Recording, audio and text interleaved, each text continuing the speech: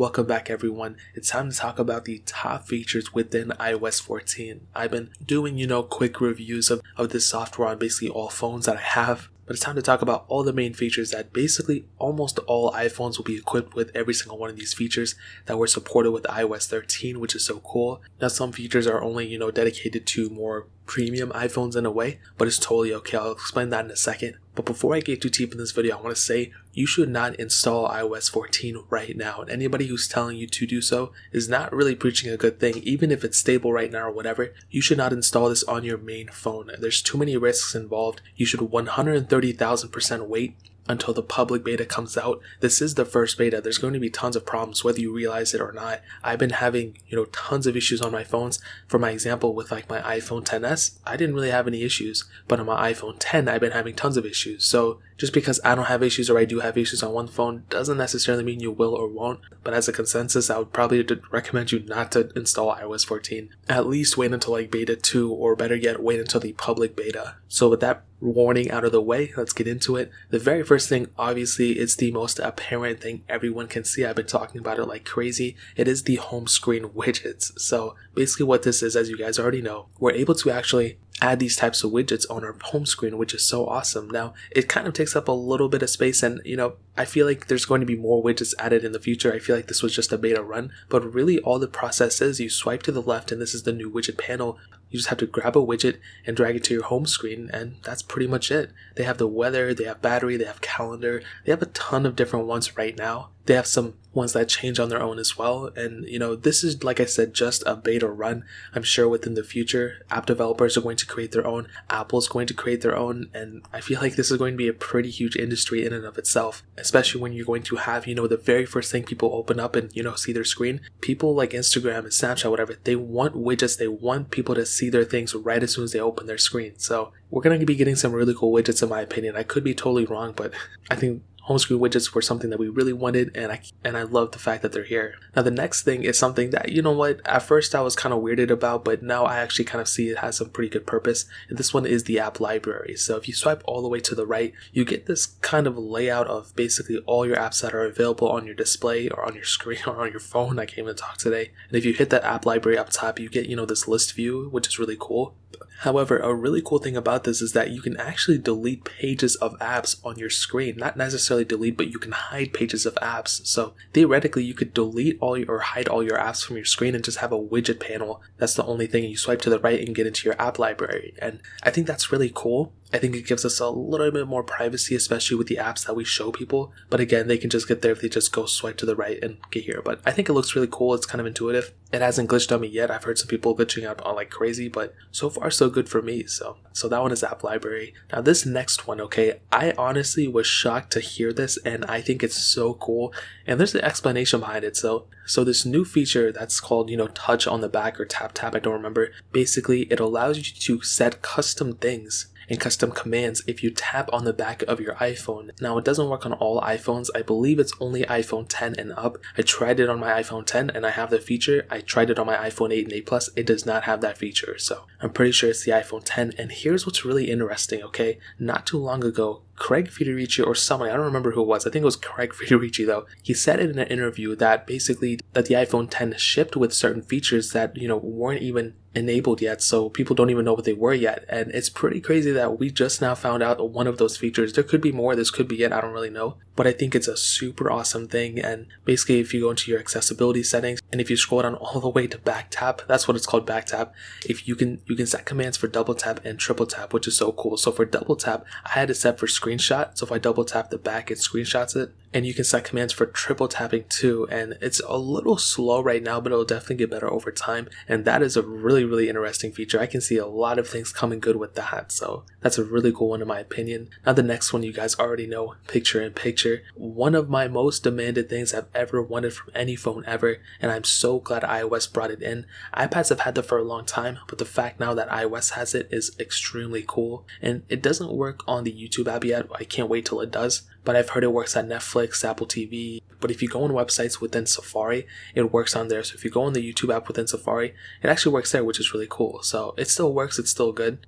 I just think it needs time before YouTube goes and updates. If they do, I hope they do it, because I have a feeling they might not, but it is what it is. Now with this picture-in-picture thing, we also got FaceTime calls that go into picture-in-picture mode as well. So if you're FaceTiming somebody, it won't just pause. It'll actually just go and, be a picture-in-picture window on the side, which is really cool. And we also got a new call UI as well. So when people call you, it doesn't take up that whole entire screen anymore, which was one of the most annoying things ever. And it doesn't hijack your phone. You can still use your phone. You can just dismiss that call and it'll basically be going on in the background, which is really awesome. So that's another really, really awesome feature within iOS 14. And I'm curious to see, after all these features, just these ones itself, like what can Apple add in iOS 15? I think still one thing we need is split screen multitasking. That's probably going to end up coming with iOS 15. But Siri is also smaller within iOS 14, which is really cool. That's a really, really awesome feature. And even though you still can't use your phone within Siri, like if you have Siri enabled, you still can't like swipe through on Twitter or whatever, go on Instagram, but it is what it is. That's a small step. And I feel like Apple's probably going to enable that because it doesn't make any sense for them to do that. But hopefully with the updates to come, they actually fix that. Now there's actually some new camera features as well, and one specific one that is really, really important is the exposure. So if you go into your camera and if you, and for some reason I think it only works on iPhone 11 and 11 Pro, because I do not see it on my iPhone 10. But basically on these newer iPhones, you have the capability of locking in the exposure. So before, if you knew, we had to like tap on the screen and then increase that little sundial that way and then go through that. It was just a weird thing. And it would if you moved your phone, it would recalibrate. With this, we can actually lock in the exposure so it doesn't actually do that anymore. And we could have locked it in before, but this is just a little bit better in my opinion. It kind of matches what my DSLR has. So I think it's really cool and I really like that a lot.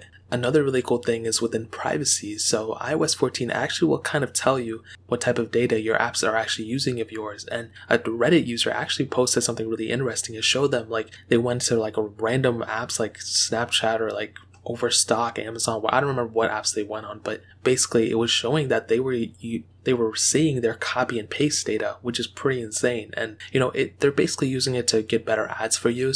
But I never thought that data was available for them. That's so weird. What else are they using from us that we don't know? But within iOS 14, Apple actually does a really good job at discussing with us and telling us, what exactly they're using. Another cool little thing is within settings, and I think system wide, if you actually go and you go super deep inside the settings panel or a certain panel, if you actually back press the back bar, it'll actually give you a list of all those things that you just went in. So if you went in settings and AirDrop and whatever, if you hold down the back button, it'll tell you, do you want to go back to the general or do you want to go back to settings? And I can click settings and go back all the way to the front page without having to click that back button. And I think that is system wide as well, which is cool. Now within the iPhone storage, so within general and iPhone storage, you can actually search within your storage now as well, which is really cool. Now, I don't know if we're still able to search within our system storage. Yeah, we still can. I don't know why. I wish we could. I wish we could just delete the system and other storage, but we can search within storage now. So if there's a certain app you're looking for or whatever the case is, you can actually look into it on your specific phone, which is really cool. Now, AirPods also got a little bit of an update as well.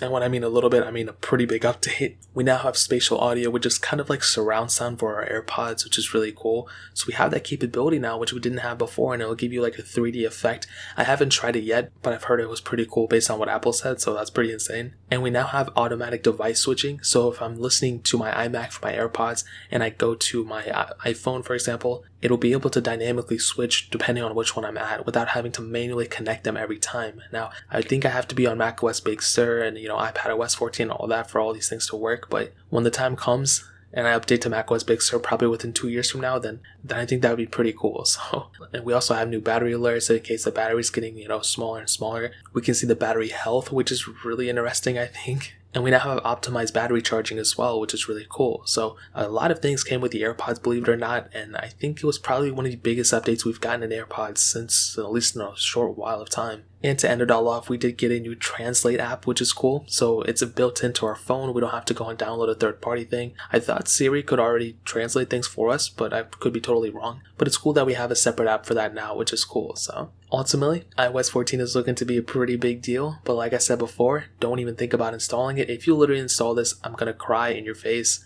It's not worth it. You're going to break your phone. It's just not worth it, honestly. But I like iOS 14 so far. So that's really pretty much it. If you guys have any other questions or anything, let me know in the comment section below. Hit the like button. That would mean so much. But definitely hit that subscribe button. Every single subscriber that we get really does count. So it means so much if you guys could hit that. Also check out the other links down in the description as well. My Twitter, my Instagram, my second channel. All those links are linked down below. I'd really appreciate if you guys would check it out. More importantly than everything else, I love every single one of you guys. Hopefully I'll catch you guys in the next video. Peace out till then.